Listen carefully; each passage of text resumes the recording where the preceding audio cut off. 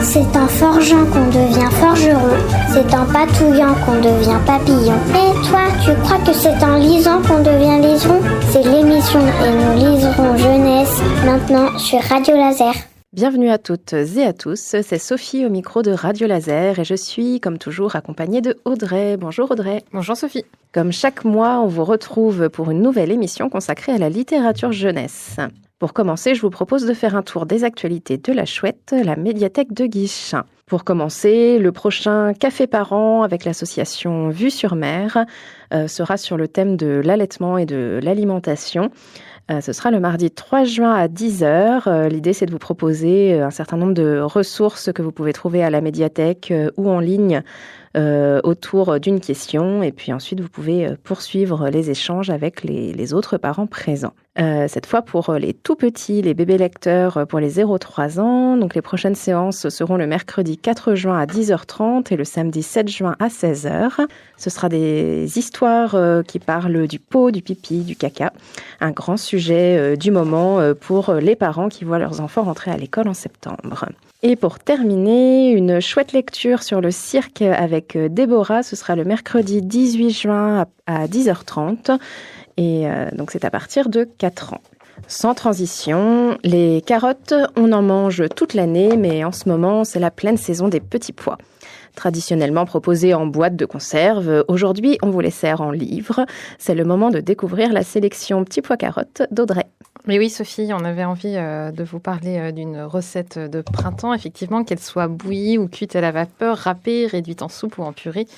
Les carottes, lorsqu'elles accompagnent les petits pois nains ridés à parchemin, sans parchemin, les pois des jardins, les pois potagers, les pois à la française, les pois à l'anglaise. Je ne vais pas autant du tout. Ravissent les papilles en apportant une fraîcheur bienvenue au sortir de l'hiver. Est-ce que tu connais, Sophie, la différence entre les petits pois à la française et à l'anglaise? Pas du tout. Il n'y a pas une histoire de lardon? Ah, il y a eu. Tu n'es pas loin de la vérité. Bah oui, parce que petit pois, roi des légumes du roi. En fait, il était particulièrement apprécié à la cour du roi Soleil. On le connaît depuis Guillaume le Conquérant, donc tu vois, en France. Donc c'est ça. Ça remonte un petit peu. Mais il était, oui, particulièrement apprécié à la cour du roi Soleil. Il était proposé avec du lard ou des canetons. Alors, je vous laisse apprécier. Tendance qui semble avoir laissé Madame de Sévigné plutôt dubitative. En introduction, je vais quand même vous lire ce qu'elle laisse dans ses lettres au sujet des petits pois. Elle dit que le chapitre des petits pois dure toujours. L'impatience d'en manger, le plaisir d'en avoir mangé, la joie d'en manger encore sont les 3 points que nos princes traitent depuis 4 jours. Il y a des dames même qui, après avoir soupé avec le roi et bien soupé, trouvent des pois chez elles pour en manger avant de se coucher, au risque d'une indigestion. C'est une mode ? Non, c'est une fureur. Voilà. Donc, Madame Sévigné est dubitative.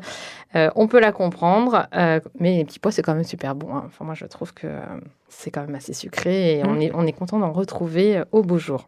Quoi qu'il en soit, cette association savoureuse semble avoir inspiré nos illustrateurs du jour. Je pense que c'est le contraste esthétique qui fonctionne bien entre cet orange vif et ce vert-là du petit pois. J'avais commencé ma sélection qui est aujourd'hui consacrée aux plus petits d'entre nous. Le premier, ça s'appelle Petit pois carottes et c'est signé Morag Hood, qui est une autrice britannique, il me semble. C'est un petit album cartonné qui est proposé par Gallimard Jeunesse. Et celui-ci, je l'ai choisi parce qu'il est à la fois très drôle et très touchant à sa façon, puisqu'on y fait la rencontre de Jean-François.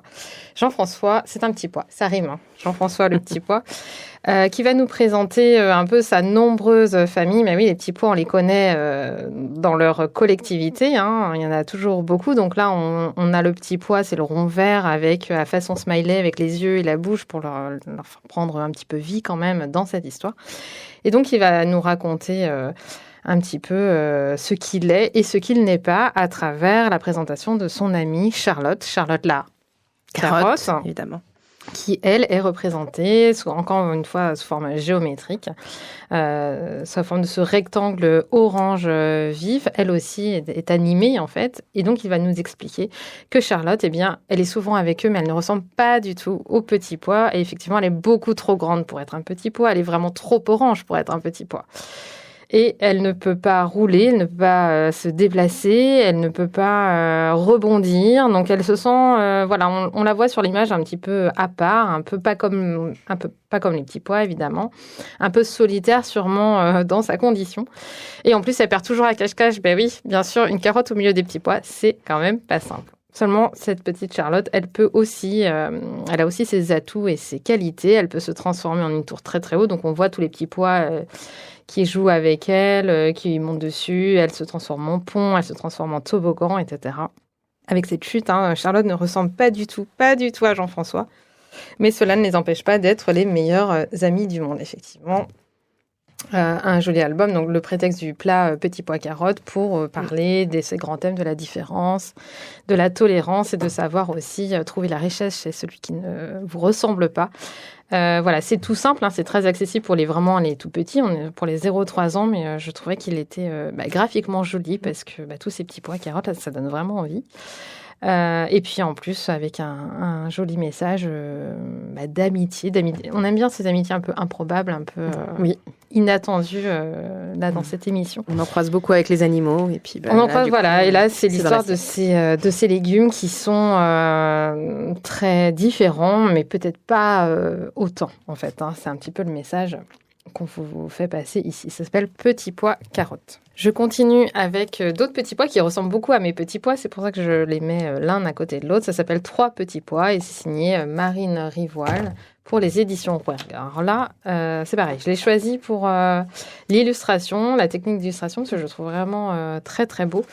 Rien à voir graphiquement, du coup. Non, rien à voir graphiquement, mais intéressant. Un autre titre, en fait. Ici, c'est de la photogravure. C'est signé Cédric Caillol pour la photogravure. Et du coup, vous allez vraiment avoir un univers de l'image complètement différent, avec un texte qui est vraiment très court, très accessible en quelques mots sur les pages qui sont vraiment consacrées à l'illustration de ce jardin. On a effectivement donc 2 petits pois qui vont au départ s'échapper de leur cosse, de leur maison un peu protectrice, pour aller s'aventurer dans le grand monde du jardin, de la forêt même presque. Donc on va les suivre, ce sont 2 petits points verts fluo que l'on va suivre, qu'on va voir monter, descendre, rouler, rebondir, etc. Et faire des rencontres, faire face aussi à certains dangers, évidemment, quand on est dehors et qu'on a un petit pois sans défense. Ça va être aussi un peu compliqué, mais je trouve très très beau. On va avoir du noir et ce crème là, ce rendu de l'image photographiée comme ça, je trouve, se prête vraiment très chouette à ce thème et qui fait ressortir le petit pois de façon quasiment fluorescente, quoi. On a même des carottes en fait dans le coin de village là. Regarde ici. On a des carottes. Oui, parce que quand on est dans le jardin, généralement, on fait la rencontre de carottes et pas que, des serpents, des vers de terre, d'un gros chat noir, des oiseaux qui se cachent comme ça en filigrane dans les plantes, les premières plantes du printemps, cette grosse laitue avec les escargots. Donc on va les voir rouler, se cacher, etc., jouer, et puis aussi s'abriter de la pluie sous les gros champignons. Prendre s'amuser aussi dans la végétation, prendre le cœur de la fleur, etc.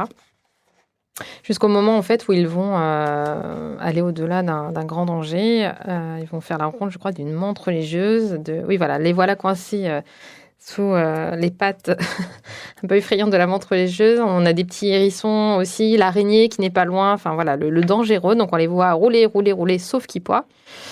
2 petits pois qui ne font ni une ni deux, en quelques bonds, qui s'en vont et qui accélèrent pour aller se mettre au bon endroit, c'est-à-dire sous la terre, où ils vont se sentir quand même plus à l'abri et s'endormir. Je vous laisse découvrir la chute, évidemment, des petits pois qui s'enterrent. Une fin qui ne ressemble, une fin au cours de laquelle tout ne fait que commencer finalement, puisque dans le monde végétal, tout n'est que question de cycle et de choses qui recommencent encore et encore, saison après saison. Donc je vous invite quand même à aller voir ce travail vraiment très immersif, moi je trouve, de cet illustrateur. C'est vraiment joli. À la fin, vous découvrirez pourquoi 3 petits pois, parce que depuis 3 minutes, je vous parle de 2 petits pois qui vont peut-être faire naître comme ça une nouvelle génération. Qui sait, à vous d'aller feuilleter ce joli livre. Ça s'appelle 3 petits pois. Je poursuis, Sophie, avec un album d'un tout autre genre. Ça s'appelle La graine de carotte. C'est signé Ruth Krauss et illustré par Crockett Johnson pour les éditions. Alors, mes mots pour cette présente édition de 2017, mais il a été publié pour la première fois par une maison d'édition américaine en 1945.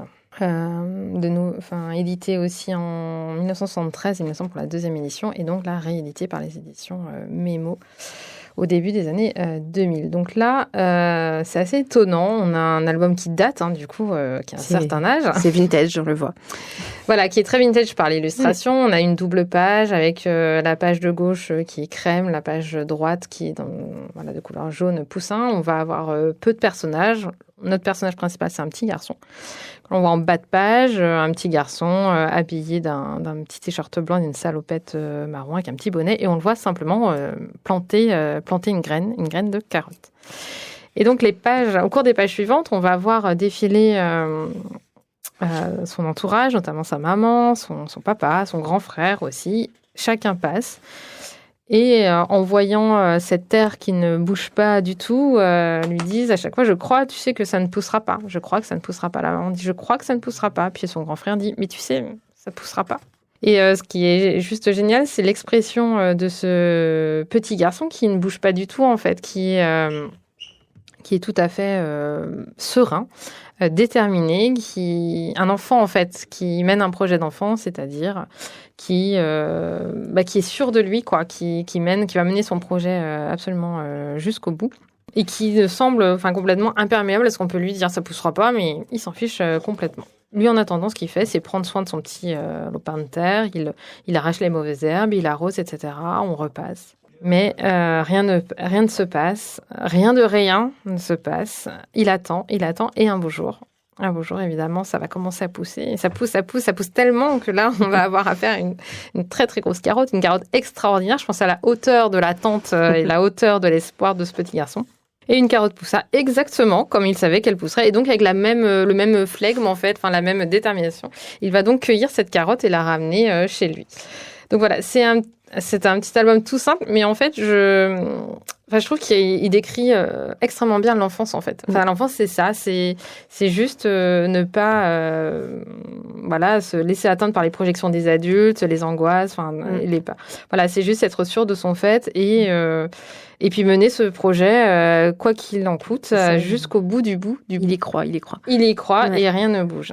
Donc l'aspect vintage aussi par les tenues des parents. On voit qu'on est dans les années 50, la coiffure de la maman, la pipe du papa en costume, etc. Donc on est quand même replongé dans ces années-là, mais finalement... c'est assez universel. C'est assez à la fois universel et intemporel, en fait.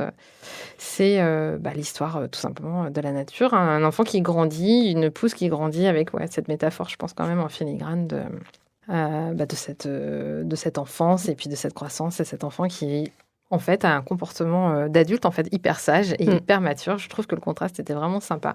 Je vous invite à aller lire, du coup, La graine de carotte aux éditions Mémo. Ça me fait penser, du coup, à un autre album, un album de Christian Vols, Toujours rien, où c'est pareil, c'est l'histoire d'une graine qu'on plante et en surface, il se passe rien. Et là, par contre, on a le dessous. Et donc, nous, lecteurs, on voit ce qui se passe en dessous et on voit bien qu'il y a quelque chose qui va émerger à un moment donné. Donc, c'est le lecteur qui est complice, du coup. C'est ça, le lecteur est complice, ouais. Je continue, Sophie, avec un autre album pour les petits également, petits. Ça s'appelle Lapin au pluriel aux carottes, une recette en 10 étapes de Sylvain Diez. Donc là, un livre à compter, comme on en connaît beaucoup, c'est-à-dire que sur chaque double page, vous avez, donc là sous forme de recette, 1 renard aux aguettes pour apprendre à compter. Donc on suggère le 2 lapins imprudents, 3, 4, 5 jusqu'à 10. Sauf que là, on a une histoire quand même. On n'est pas sur de l'imagier tout simple. On a quand même une histoire qui se trame. Donc, lapin aux carottes, on voit sur cette couverture un renard qui a l'air d'être assez intéressé par 4 petites oreilles de lapin qui se profilent au premier rang de l'image, au premier plan de l'image. On a envie d'ouvrir pour savoir ce qui va se passer. On va avoir une petite tension dramatique comme ça qui va naître parce qu'on voit ce renard qui a faim, on voit 2 lapins qui ne semblent pas du tout, ne semblent pas avoir du tout vu ce renard, qui semblent attirés par 3 carottes charnues qu'ils vont trouver, etc. Et puis, voilà, le renard qui approche, qui passe de buisson en buisson, qui, 5 griffes bien aiguisées, 6 yeux avides sur les carottes. Donc, on se demande un petit peu qui des carottes, des lapins, qui même du renard va être victime de cette histoire. 7 branches de laurier et le renard qui s'approche, etc. Et puis voilà, les petits lapins qui vont pouvoir s'en sortir, évidemment. Hein, c'est un livre pour tous les petits, je préfère rassurer quand même il n'y a pas de sang. Les auditeurs. Tout va bien, vous pouvez effectivement le mettre entre de jeunes mains, sans souci, avec une chute trop mignonne, les 10 petits ventres bien nourris. En fait, il s'avérait bien que j'essaie d'un couple de lapins qui venaient chercher à manger, qui venaient faire leurs courses, tout simplement, pour leurs petits. Et puis notre renard qui va se retrouver un petit peu... désabusé à la fin. On a une double chute, en fait, qui va trouver une carotte, mais non, la carotte ne sera pas à son goût. Je l'aime bien parce que j'aime bien pour les tout petits ce trait un peu tout simple, un peu naïf, les personnages comme ça un peu dessinés d'un seul tenant au crayon. On a beaucoup de vert, beaucoup de bleu et le roux du renard, c'est tout simple. Et puis, je trouve que c'est sympa pour les plus petits, encore une fois, d'entre nous, quoi. Il y a du suspense. Et il y a un petit peu de suspense, en plus, c'est rigolo. C'est un petit peu à la croisée des genres, en fait. On a quand même plusieurs choses dans cet ouvrage-là. Donc, un univers graphique encore complètement différent. Là, c'est assez varié aujourd'hui, quand même. Ça s'appelle Lapin aux carottes, une recette en 10 étapes. Et je termine, Sophie, cette sélection par un ouvrage différent pour le coup. Là, on va sortir des légumes du jardin et puis de la cuisine aussi. Petit Pois, c'est cette fois le nom d'un personnage de l'histoire. Ça s'appelle L'école de dessin de Petit Pois et signé David Ecadi et Sébastien Mourin. Sébastien Mourin qu'on vous présente assez régulièrement dans cette émission pour les derniers présentés. La vie mystérieuse des rats, par exemple, je vous en avais parlé il n'y a pas très longtemps. C'est celui qui signe aussi Mais qui a volé la Joconde, qui est top. Et c'est le papa de Bigoudi aussi, dont on vous a parlé plusieurs fois dans cette émission. J'aime bien son univers et là, ce qu'il propose dans cet ouvrage-là est encore assez chouette. Je vous invite à le découvrir. C'est l'histoire d'un artiste. Petit Pois, c'est un dessinateur qui a installé son studio pour créer. Lui, son truc, c'est de dessiner des collections de timbres, les fleurs, les montagnes, des arbres, des insectes, etc. Et il est devenu un petit peu l'expert de la forêt. On a beaucoup de jeunes artistes, de jeunes dessinateurs qui viennent régulièrement lui demander conseils, etc. Un jour, il se dit que finalement, c'est peut-être le moment de créer une école de dessin, parce qu'il a l'air d'avoir pas mal de candidats. Donc les candidats, ce sont des insectes. On a une sauterelle, une mouche, un ver de terre, un grillon. On a aussi une menthe religieuse et il me semble qu'on a aussi le personnage.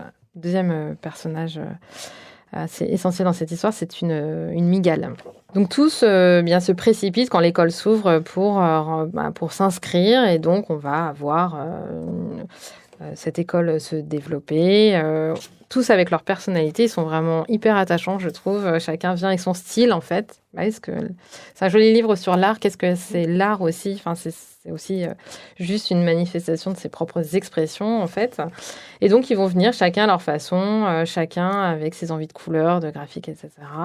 Et puis, on a au milieu de toute cette promotion, on a Miguel Tarentule qui a un souci, qui est très discipliné, qui a plein de qualités, qui arrive toujours à l'heure le matin, qui est très gentil, mais qui ne dessine que des petits pois. S'il faut dessiner une pomme, elle fait des petits pois. Quand il faut illustrer un coquillage, ça ressemble à des petits pois. Pour faire le portrait d'un oiseau, elle peint encore des petits pois. Des petits pois, il y en a partout, de toutes les couleurs. Donc lui, Petit Pois, le prof est un peu déstabilisé parce que il aimerait bien les amener un petit peu sur autre chose. À un moment donné, il organise une visite au musée pour les mettre en présence d'œuvres, les inspirer un petit peu autrement. On les voit faire la courte échelle pour accéder jusqu'à l'œuvre, etc. Et puis, il va organiser son exposition de fin d'année. Donc, il va leur demander de faire des portraits. Donc, chacun va s'en sortir comme il peut. Du grand, du petit, du coloré. Ça déborde un peu parfois, mais c'est Miguel Tarentule qui va leur réserver la plus grande des surprises. Je vous laisse aller voir l'œuvre finale avec cette conclusion que Petit Pois, leur professeur, a bien appris une chose importante. Lui aussi, on ne reconnaît pas toujours un grand artiste au premier coup d'œil. Ben oui, parce que là, il se fait surprendre quand même par ce talent inespéré de cette tarentule. Voilà. Ce que j'ai aimé, au-delà de l'histoire qui est assez simple au final, c'est bien l'illustration, parce que là, ça fourmille de détails vraiment super sympas. On a le lit du prof qui est une boîte d'allumettes. Ils apprennent à peindre sur des cartes à jouer qui forment les chevalets. Enfin voilà, on est dans du détail sympathique. Je trouve que là, encore une fois, on rentre dans un univers et on adhère, quoi, parce que les insectes sont vraiment super sympas. Il y a un très gros travail de l'expression des personnages. On a quelques références aussi pour les plus grands.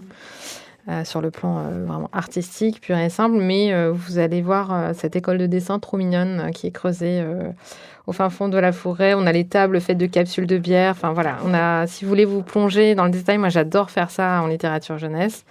C'est vraiment un ouvrage assez sympathique et frais. Enfin, on est dans la forêt et on parle beaucoup d'art et d'expression de soi aussi. Il y a plein de messages dans ce petit album. Je trouve que c'est sympathique. Ça s'appelle L'école de dessin de Petit Pois. Tous les talents sont dans la nature. Il y en a beaucoup chez lui.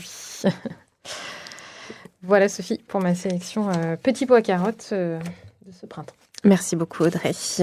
Et bien, je vais terminer l'émission avec quelques actualités autour de la littérature jeunesse. Et donc là, pour les actualités du jour, je vous invite à aller vous promener, puisque c'est la pleine saison des salons du livre, des festivals. Donc, il y a plein de sorties à faire.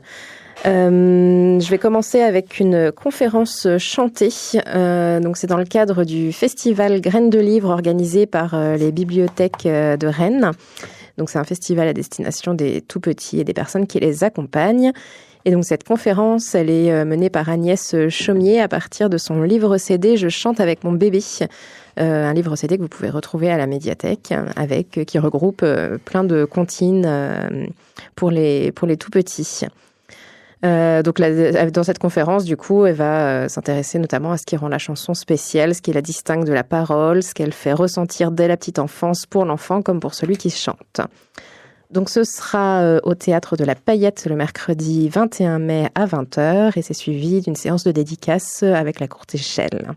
Et donc le festival, vous avez des animations jusqu'au 24 mai, donc il y a des expositions, des lectures, des spectacles, des ateliers.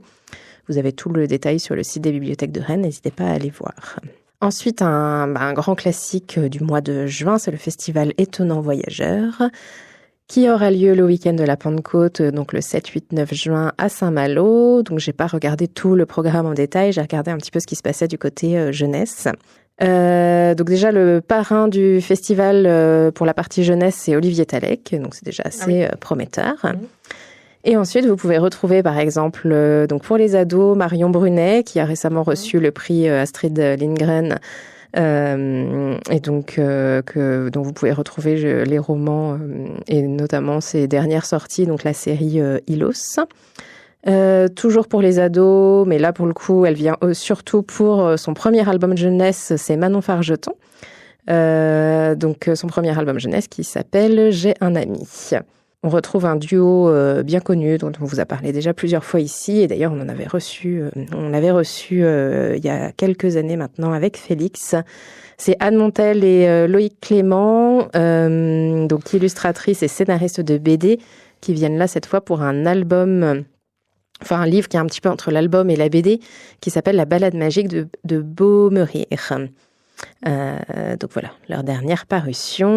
On a aussi Sandé Tomen qui vient cette fois pour un beau documentaire sur les abysses. Donc voilà, pour les enfants, il y a plein de choses à voir. Et puis après, je vous laisse regarder aussi tout ce qui se fait côté animation, le temps du festival. Il y a pas mal de choses également. Pour ceux qui veulent aller plus au sud, cette fois, on a le salon Livre à Vannes, 13, 14, 15 juin à Vannes, comme son nom l'indique. Côté jeunesse, on a chez les ados Juliette Adam pour son roman Vers les lueurs. On a Silène Edgar qui vient pour La confrérie du loup, qui est un roman qui a été adapté du jeu de société Loup-garou. Et puis Éric Veillé, dont on vous a parlé il y a quelque temps, qui est là cette fois avec sa série d'albums Lionel, une série avec un petit lion pour les tout-petits. Et donc voilà pour ces différentes actualités. Donc il y a de quoi se faire de jolis week-ends sur les prochaines semaines. L'émission se termine. Merci de votre écoute. Merci à Audrey pour ses lectures gourmandes médiathétiques. Comme toujours, vous pouvez retrouver le podcast sur le site de Radio Laser et toute l'équipe de Et nous liserons sur la page Instagram de l'émission. À très bientôt.